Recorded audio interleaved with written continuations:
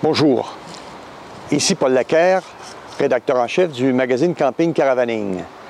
Je suis présentement dans la ville de Düsseldorf en Allemagne, où se tient le plus important salon de véhicules récréatifs de l'Europe, et même probablement le plus important au monde, dépassant même les salons que l'on retrouve en Amérique du Nord, pourtant le pays et le continent des véhicules récréatifs. Il faut dire qu'ici, il y a une population énorme et les gens viennent de plusieurs pays.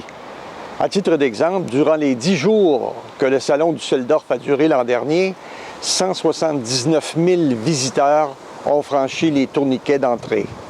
120 véhicules récréatifs, des caravanes et des camping-cars, comme on dit ici en Europe, ont été présentés. 540 exposants internationaux étaient sur place, soit pour des véhicules récréatifs, soit pour présenter des accessoires, des technologies, des fournisseurs industriels, bref, il y en avait pour tous les goûts.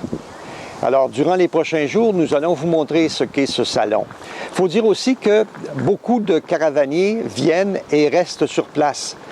Durant les 10 jours, pas moins de 30 000 personnes vont habiter leur caravane ou leur véhicule récréatif à un moment donné ou à un autre sur les terrains de stationnement adjacents. Parce qu'il faut dire qu'il y a aussi 2000 emplacements pour accueillir les camping-cars les camping-caristes, qui voudraient venir visiter le salon. Donc, une autre particularité de ce salon, c'est qu'on retrouve non seulement des véhicules récréatifs, mais aussi du camping léger. Donc, on parle de tentes qui vont sur le toit des automobiles, de tentes caravanes. Et ça, c'est une particularité qui commence à être de moins en moins présente dans les salons nord-américains. Un grand absent, par contre, et que l'on connaît chez nous au Québec, ce sont les caravanes à sellettes. Ce genre de véhicule est inconnu en Europe.